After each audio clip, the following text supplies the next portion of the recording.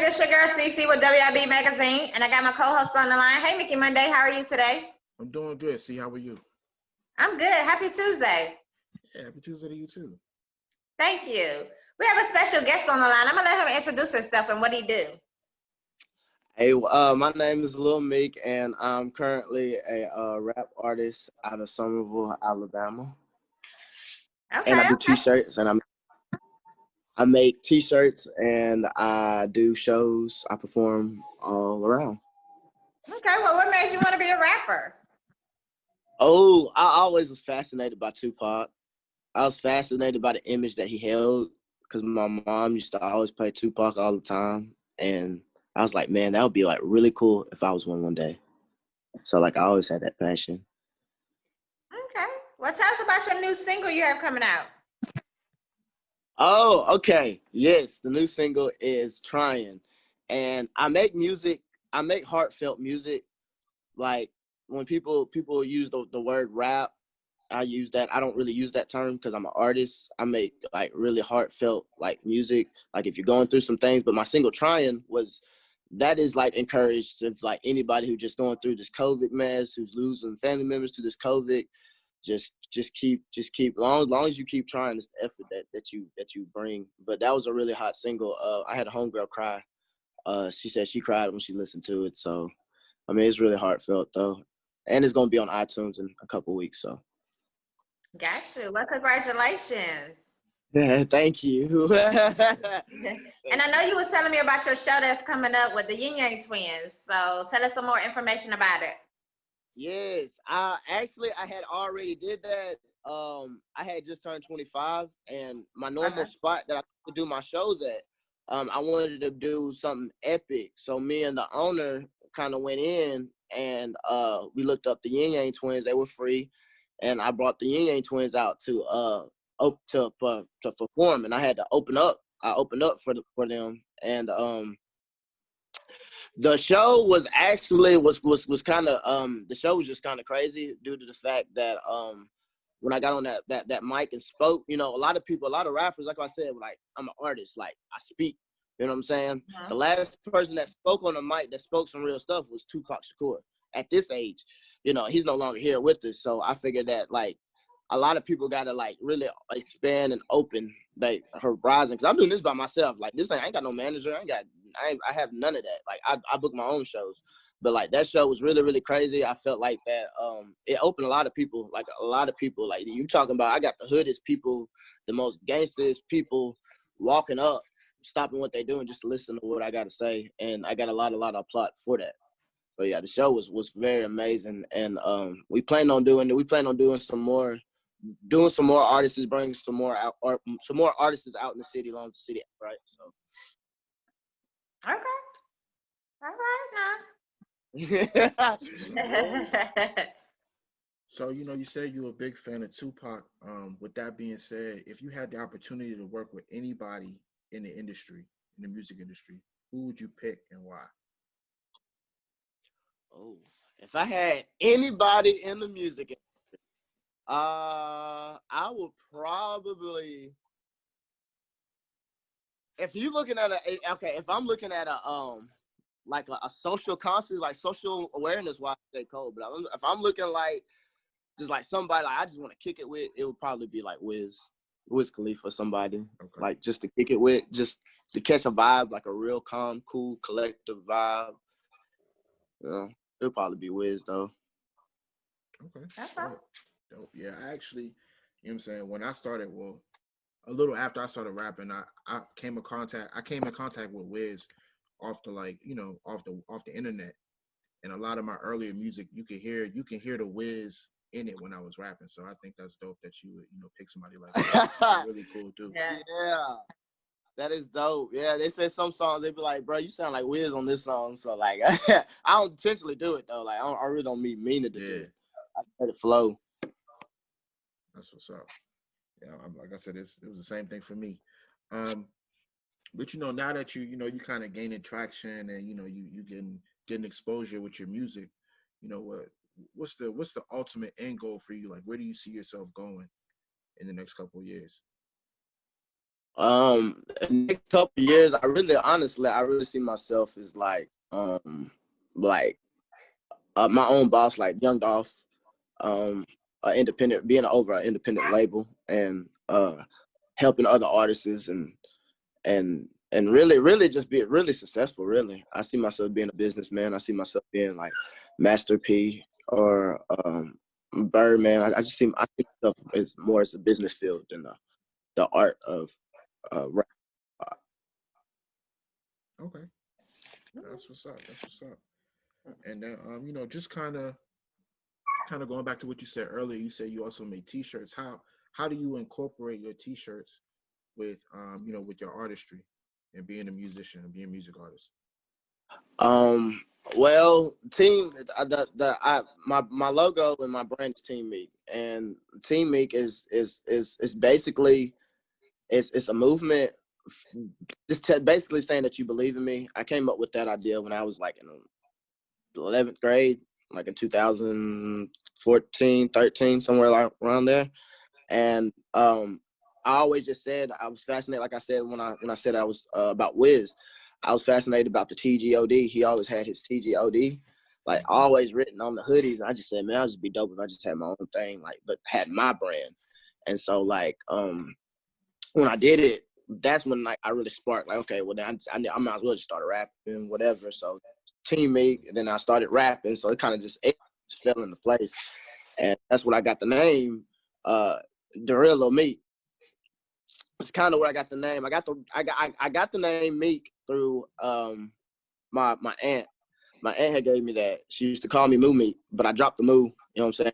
And I kept the Meek, and I'm a fan of Lil Wayne, so I put Lil in front of it. And I was a really big fan of the real G Money, R.I.P. him. But I was really big, huge fan of G Money, and I just kind of put the real like in front of it. So that's kind of how like how it all started though. But it's really like it's a really really good brand. Like the tie dyes was a really big sell. I learned that like people in the South, they love some tie dye. Like you get on there and just show some tie dye. Like I just sold like a lot of tie dye. And I didn't really, because I'm not even a tie dye type person. You know what I'm saying? I didn't even rock tie dye. But like when I did that, I was like, man. So I sparked that. Then I did the camo. Then I did the pink camo for breast cancer awareness for because I had this fan. She's a breast cancer survivor, and I just kept her in mind. I was like, you know what, we're gonna go all pink for October. So I did the camo, did the pink camo for that. So that's why Team Meek it stands for. It's a lot more to it. It's more than rap. It's more than that. It's really a movement, and yeah, it's just a movement. Okay. Okay, yeah, that's dope. And congrats. Thank you so much. I just said that was dope because he was talking about the breast cancer survivor. So I was just saying that was dope that he did that. Okay. Oh yeah, So I'm really trying. My bad. I know you're fine. I was going to ask you, so do you have any events or any projects coming out for 2021? Ooh, 2021. Yes. I'm currently working on, as I said, when I said that single Trying, that is on my Meekology album. I named it Meekology because I'm so misunderstood. So like you have to get like biologically, like, you know what I'm saying? Like it's gonna be tight though. It's real tight. I work really, really hard on it. On every project I do, I work really, really, really, really, really, like really hard on it. The fans, I just got my second royalty check, and it was bigger than the last, and I sold some units some stuff overseas, some songs overseas. So I'm definitely gonna keep my foot on the gas and just really, really, really, really show these people and show these like these young men, these young these young black men, these young men, period, that there's more than just rapping about, oh, I'm gonna shoot this, I'm gonna kill that. Like we don't, like, you know what I'm saying? Like I want to be different. I want to be that label, like, okay, well, you know what I'm saying? He wasn't really about that. He built it off his movement, off love and peace. That's how he built this movement, not off beef or none of that. So that's the main thing. Gotcha. So on this new project, who are some people that's going to be on it? Honestly, this one I'll probably just do it solo because I've learned that my fans really like to hear me alone. They really don't like to hear other people. And I respect that. And like I'm more of an independent artist, you know what I'm saying? So like I kind of just do my own field, you know what I'm saying? Buy my own beats and all that, and just kind of produce it my by myself. But eventually, don't get me wrong, eventually like when everything comes together, I will get like somebody in the industry to feature on my album, and that will probably will happen in 2021. I just don't know who yet, but I mean I got a few ideas, but that is for sure. Well, I asked that because I know you said you be working with Breadwinner Kane, so I didn't know if he was gonna be on the project or not. That is my bread. That You again? hear me? Mm-hmm. I said it's actually good people. Him, like a few other people that I'm actually like kind of that we close with is Hot Boy Turk. I don't know if you know him off the Hot Boys way back in the day with Wayne, Juvie, VG, Turk. He shows mad love to my mother's radio and her radio station, what she got going on. So I kind of just be humble and really don't, you know what I'm saying? But these people who still keep going and don't stop, young blood, don't stop, just keep going. Okay. Gotcha. Wow. So, because you were going a little bit in and out, so I was trying to keep up with you when you were talking. But for the most part, you said you have these influences that are in your life, especially artists that are from a different generation. So, my question to you would be, what was the first album or first song that made you really fall in love? Because I know you said your mom played Tupac a lot, but was that the first was that your first memory or like first real remembrance of music, or was it something deeper than that? It was really pop because mom she'll turn down the radio and she'll tell me the meaning behind Brenda Got a Baby, Keep Your Head Up. She'll tell me the meaning behind that, and I kind of like that just in my head. I just kind of always wanted to be that, and to be that public speaker, and to be that artist to really speak on the world and what's really going on. It's the stuff that people are afraid to really say. I would say, and just thinking that people who are too tough or too gangster to really like speak on it, but our majority is it's Pac because of what he spoke about, and that kind of gave me that idea. And it's like, okay, well, that we know there's always gonna be the one Pac, you know what I'm saying? But that don't mean he didn't spell. Like, I'm gonna put it this way: he didn't change the world, but he did spark the brains that will change the world. And I feel like I'm one of them brains that he sparked. So I mean, yeah, it definitely, yeah, it's definitely Pac for that reason. Gotcha. Okay. Yeah. I agree with you on that, definitely. And then also, you said your mother has a radio station. So how does that benefit you with being a music artist? I mean, are you able to work with her? Does she kind of give you the ins and outs of how radio, plays certain music or how things go into syndication? Yeah, she do to like I'm the type of person like I really like getting it on my own. Like I saw my mother, she got it on her own. She was an independent woman. She raised 3 kids. She didn't have help for nobody, and now she's the businesswoman that she wanted to be. But like, yeah, I do come to her with advice like, hey, mom, like, what should I do? What should I do on this interview? What should I talk about on this? But like, as far as like the radio, I kind of let her have that on her field, and I just kind of run like the artist standpoint of the field. But like, I try not to. I really don't really ask her for a lot because she already got a lot going on. Far as businesses, she has her own soul food. We opened our own soul food restaurant in this small town, and that was pretty big. Me and her both was in the newspaper, rocking our Team Meek shirt. So I mean, that was a pretty good highlight. That was pretty big. Nice. Damn, yeah. Congratulations on that. Definitely. Yeah. Thank you. Thanks so much. Sure. So, out of by you being a new artist, what has been the biggest challenge for you? The biggest challenge is probably, I personally say, giving these people music, because they be asking for so much music. Giving these people music because they love my music, they love my voice.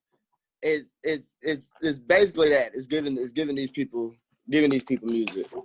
I had just released a project, you know what I'm saying? So like, and money, you know, that stuff ain't cheap, but like I'm really into my craft. I'm really into about perfecting my craft. Hey. Music. Giving these people music because they want a lot and they want to hear more of my story. I have a very, very, very, very fascinating story. And I learned that other people who I thought I was the only one going through it, so I put out "You Ain't Gotta Worry" off the King Meek song, off the album, and that one cut deep because that one was really, I talked about abortion, I talked about SIDS, I talked about miscarriages, I talked about all that, and that was for my ladies. That was like my keep your head up of, you know, of that album for the ladies like who done lost babies and had miscarriages and done woke up to their babies, you know, passed away. Like that's his stuff, and miscarriages, like it's real. People don't talk about it, but like it happens every day. It happens every day, but nobody really highlights about it, and nobody really talks about it, like music wise or news wise. So like I said, I wasn't too tough. I wasn't too hard to really like speak on that.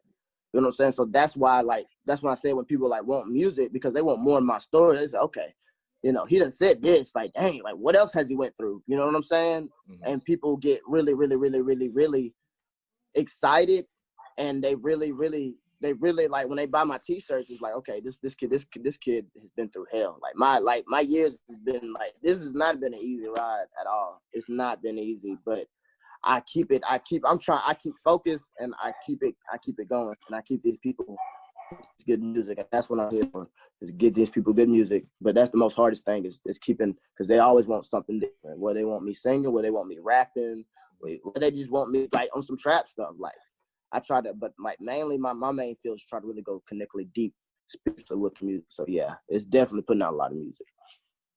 Okay. Nice. Well, that's your testimony. Yes, man. Really?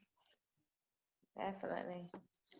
But Mickey Monday, you have any other questions before we go into trivia? No. I mean, you know, Meek's been really good with answering questions, and you know, he's got all the answers. So I appreciate that, man, because you know. I appreciate it, bro. For sure. Well, anything you want to say to the audience before we go into our trivia questions? If anybody who's watched this interview, whether you're famous, whether you're not, I really want y'all to take the time to really listen to my music and really just see what I'm about and speak what I'm about. And if you're really interested or booking me for any other occasion, please don't be afraid to hit my inbox or my DM on The Real Lil Meek on Instagram. On Facebook is Lil Meek. YouTube is Lil Meek, and every Spotify, at my Pandora station. I am on Pandora. I'm on Spotify, iHeartRadio, all that. It's all Lil Meek. You will see it. You will see me in the black and white and in my All Eyes on Meek cover in black and white. I had short hair, dreads then though back then, but you know what I'm saying. Yes, sir. Well, we got 2 trivia questions for you. You ready? I'm ready. Okay, so mine is, what was cool when you was young, but isn't cool now? Oh man. Look, the cartoon Cat Dog. Because I tried to get my nephew to watch Cat Dog. This little nigga here told me that he said he didn't like it. I said, what? I said, boy, back in the day, this was the stuff. Like, Cat Dog was the stuff. So Cat Dog, I was really offended.